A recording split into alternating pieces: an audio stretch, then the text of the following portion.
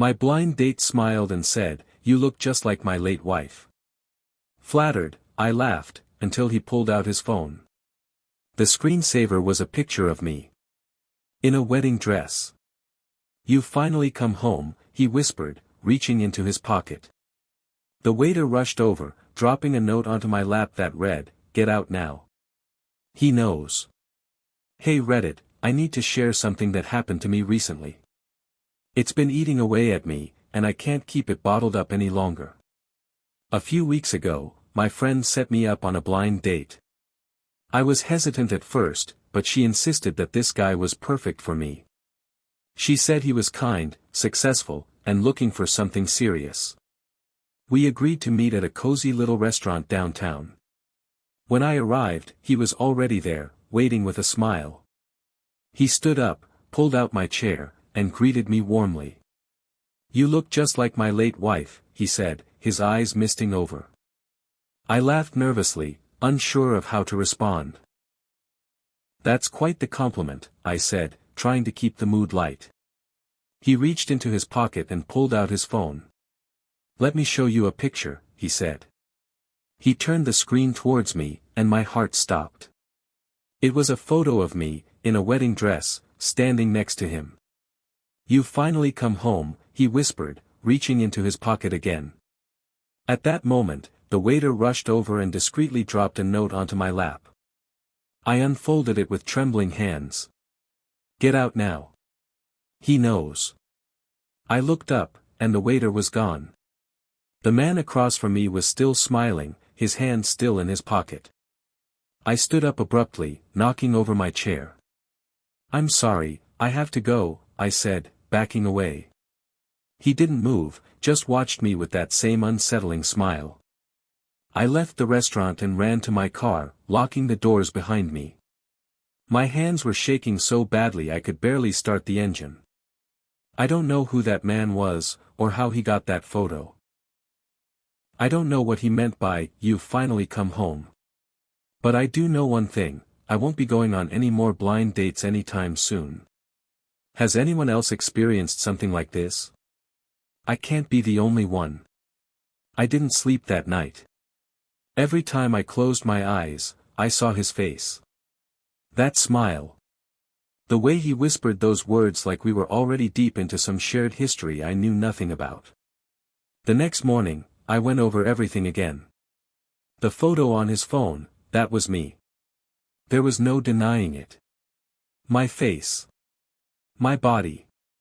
My hair styled the exact way it had been for my cousin's wedding 3 years ago. I hadn't worn a wedding dress that day, but the background, it looked edited. Or maybe I just didn't remember posing for that photo. I called my friend, the one who set me up. "Where did you find this guy?" I asked, trying to sound calm. She hesitated. "Just someone I met through a mutual friend." "Why? Did something happen?" I told her about the photo. About what he said. About the note. She didn't say anything for a few seconds. Then, "I think you should come over." When I got to her apartment, she looked worried. Really worried.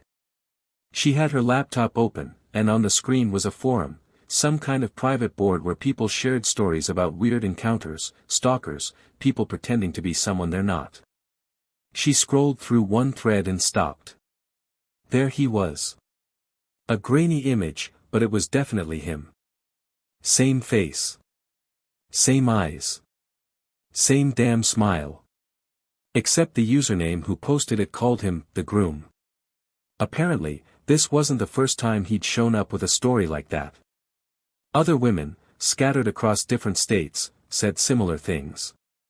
That he approached them, claimed they looked like his late wife, sometimes even had photos. One woman said she caught him following her for weeks after their date. Another said he showed up at her office, pretending to be her husband. But no one had proof. No last name. No address. Just that photo and that twisted story. I felt sick. My friend looked pale. I didn't know. I swear. I just thought he was lonely. I left shortly after that, but I couldn't shake the feeling that he was still watching me. 3 nights later, I got a text from an unknown number. No message. Just a photo. Me, walking out of the restaurant that night. It was taken from across the street. I blocked the number. I called the police. I filed a report. They said they'd look into it, but I could tell they didn't take it seriously. No direct threat, no physical harm. Just, creepy. But it got worse. I started getting calls in the middle of the night. No one said anything. Just breathing. Once, I answered and didn't say anything either. After 30 seconds of silence, a soft voice whispered, "I forgive you."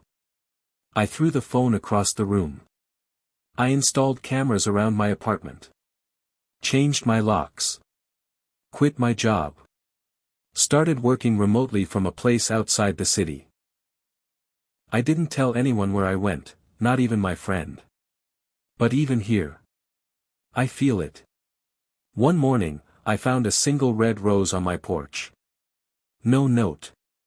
Just the flower, fresh like it had been placed moments before I opened the door. I checked the cameras. Nothing. They'd been cut off at 3:12 a.m. restarted at 3:27. I showed the footage to a tech guy in town. He said it looked like someone used a signal jammer. Not professional, but strong enough to black out wireless feed for a few minutes. I started searching harder. Dug deeper. One night, in the silence of my small rental house, I pulled up the photo again, the one on his phone. The fake wedding photo.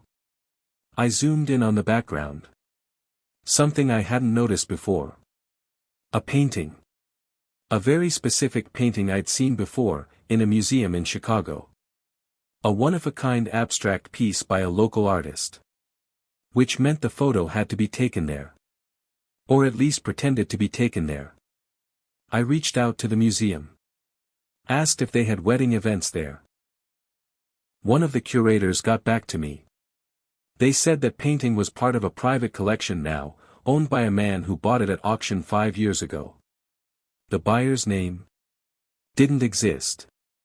At least not legally. The name was flagged for identity fraud. They sent me the name anyway. I searched it online, just to see if anything came up. And I found an obituary. A woman. Died 6 years ago. The cause was unclear. No photo. Just a brief note, survived by her husband. Same fake name. I called my friend again, desperate. I think this guy is obsessed with that woman. I think he's trying to remake her. Over and over again.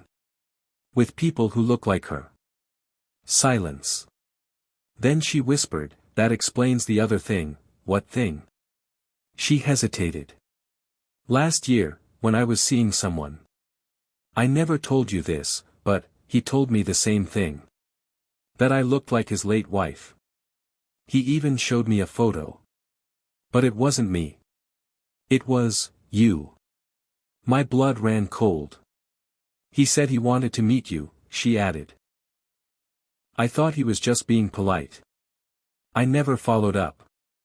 So he had been watching me all along. Through my friend. Through photos. Through social media. I stared at the photo again. Something was changing. This time, I swear, when I looked at it, I was smiling. I hadn't been smiling before. I was sure of it. Was he editing them? In real time? I don't know how far he's willing to go. I just know this isn't over. I keep the note from the waiter in my drawer now. Get out now. He knows. I read it every night. I try to tell myself it's over. That I'm safe. But every now and then, I swear I hear something outside. Not footsteps. Whistling. Soft, slow. Like a lullaby.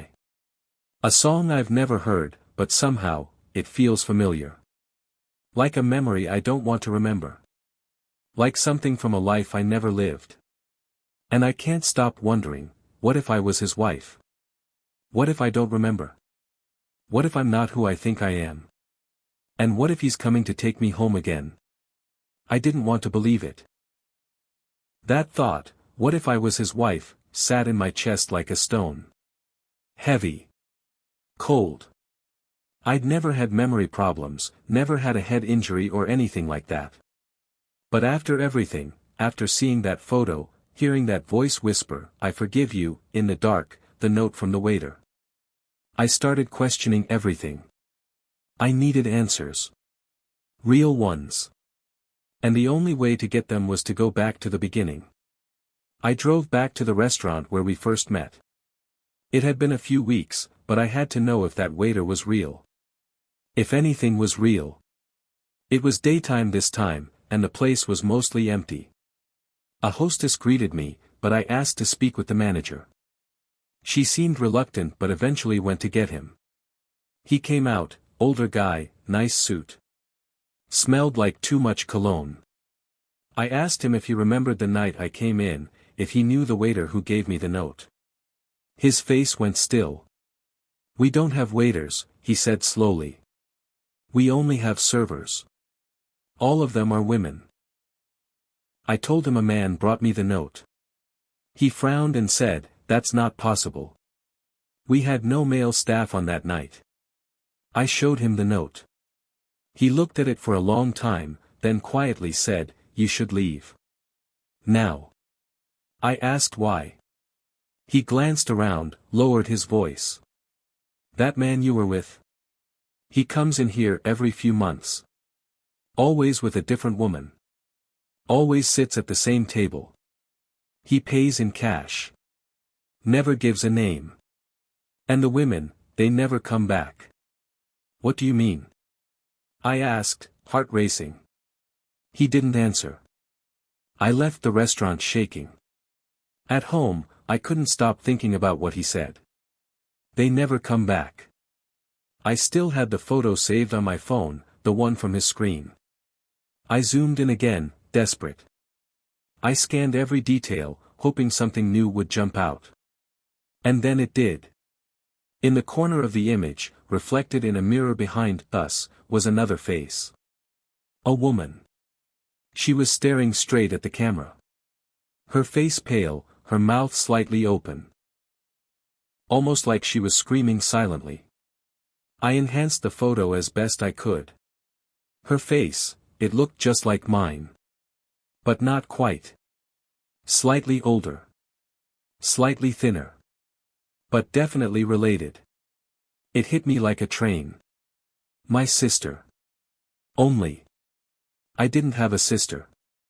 At least, not that I remembered. I called my mom. Asked if there was anything she never told me. Any family secrets. Anything at all. She was quiet on the phone for a long time. Then she said, "When you were little, you used to talk about someone named Lily. You said she lived in your mirror. You'd cry when we told you she wasn't real. You'd scream at us that we were lying." I dropped the phone. Lily. It unlocked something. A memory.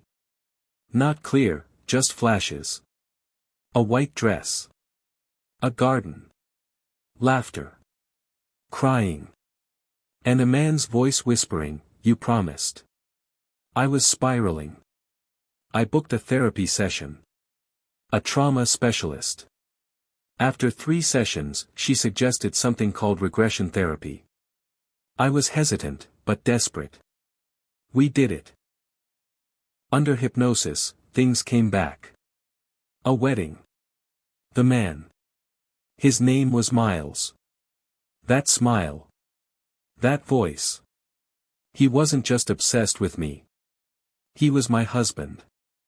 In another life. Another timeline. The therapist said it was likely a trauma response. My brain creating stories. She tried to reassure me it wasn't real. But I knew better. It was real.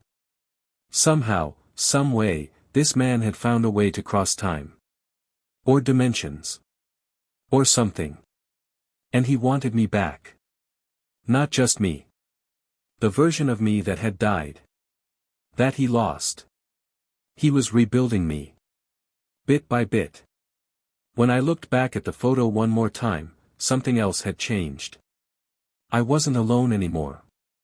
He was behind me, resting his chin on my shoulder, his arms around my waist. That wasn't in the original.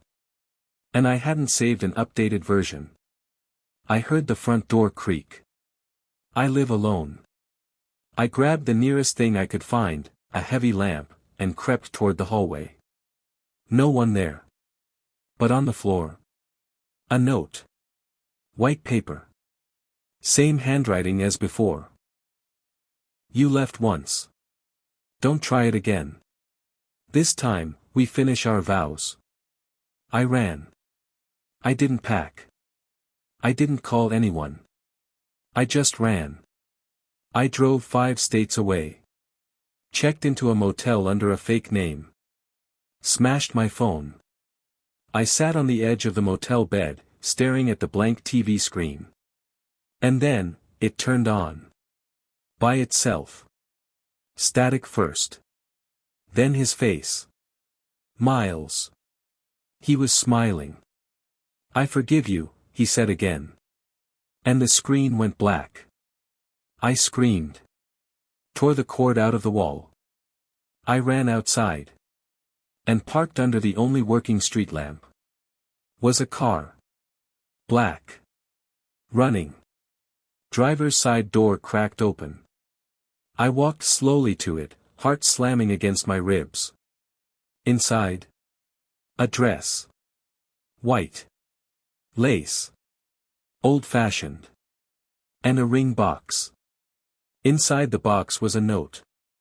Tonight. Behind me, I heard the music. That soft whistling. Closer now. I turned around. No one. But the air felt colder. The motel lights flickered. And I knew. He was here. And I wasn't going to run anymore. If I wanted this to end, I had to go back. Back to where it started.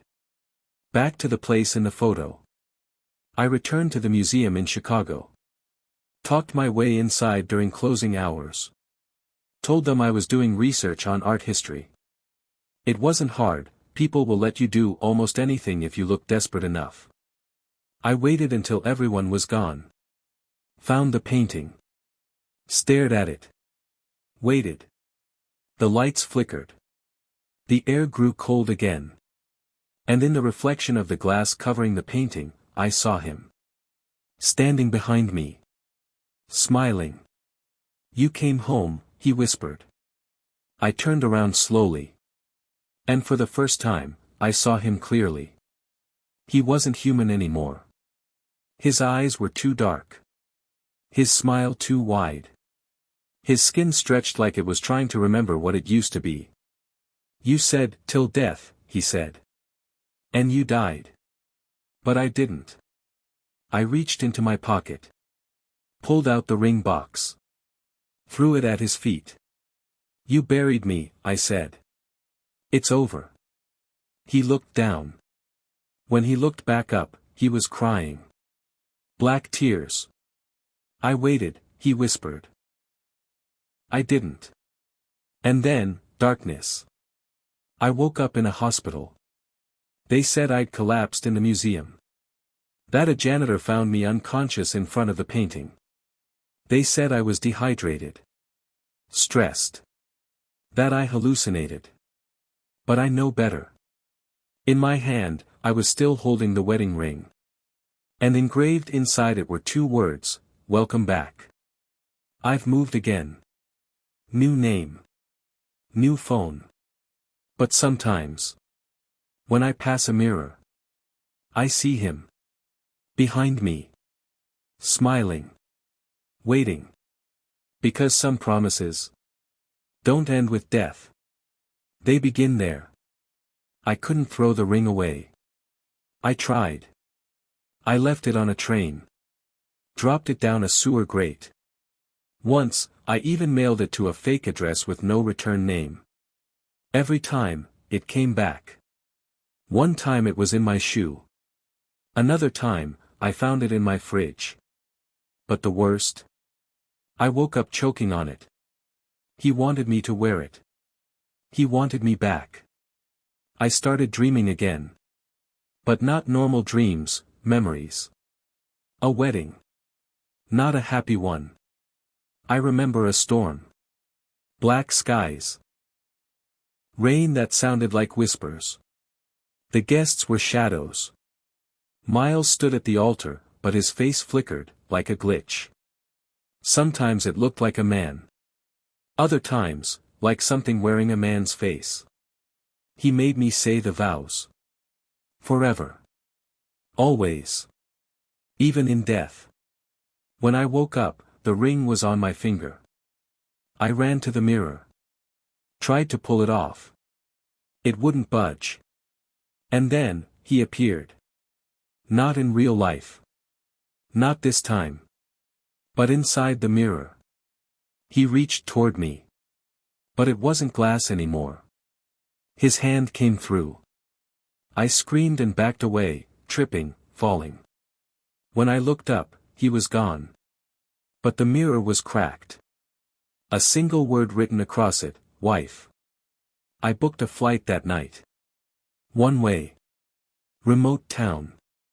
Off the grid. Middle of nowhere, Oregon. A cabin. No phone. No internet. Just me and trees. I thought maybe he couldn't reach me there. I was wrong. The second night, the door creaked open. It was locked. I know it was locked. But it swung open anyway. Outside, I heard the music again. The whistling. He was near. I grabbed a knife and stood in the corner of the cabin. I didn't sleep. At sunrise, I found new footprints in the dirt outside the door. Large. Barefoot. They led to the forest, and back out again. He had come in. Watched me. Left. He wanted me scared. He was breaking me down. That night, I decided to burn the ring. Lit a fire. Threw it in. It screamed. I'm not kidding. It screamed like a person. High-pitched. Horrible. Smoke poured out, black and thick. The cabin filled with it. I couldn't breathe. I ran outside. When I turned back, the fire was gone. So was the smoke. And the ring? Back on my finger. Tighter than ever. That's when I accepted it. He didn't want to kill me. He wanted to keep me. Forever. I thought about ending it myself. But I knew he'd just find another way to bring me back. Another body. Another timeline. Another home. So I made a plan. If he could cross over. Maybe I could too. I remembered the place where it all began. That painting. That cursed reflection. I went back to the museum. Broke in this time. Middle of the night. Stood in front of it one last time. The air went cold. He came through. This time, no whispering. He shouted. You said yes. And I said, I take it back. He lunged at me. I threw the knife I brought, right into the painting. The canvas split open like skin. Light poured out. And screaming. So much screaming. Faces. Dozens of faces. All the women who came before me. All the ones who never came back. I grabbed the frame, pulled myself forward, and jumped in. The world twisted. I landed hard. On stone. Looked up. I was in a chapel. But broken. Rotting. The sky above was ash-colored. The pews were full of shadows. Miles was at the altar. Waiting. You're here, he said. You made it. I stood. I didn't come to stay, I said. I came to end it. He looked confused. And then, furious. He ran at me. I held up the ring. And whispered, "I divorce you." A thunderclap hit. The ring shattered. Miles screamed, like a creature, not a man. The chapel shook. Cracked. I ran. Everything was crumbling. I jumped back through the tear in the painting, and landed hard on the museum floor. The painting was gone. Just an empty frame now. I checked my hand. The ring was gone. So was the scar it left behind. It was over. Or so I thought. 2 nights later. I got a package. No return address. Inside. A photo. Me. In a hospital gown. Lying in a bed. Mouth open. Eyes staring. And written on the back, in shaky handwriting, "You died on our wedding day." I flipped the photo over one more time. This time, my eyes were blinking. And the photo was warm to the touch. Still warm.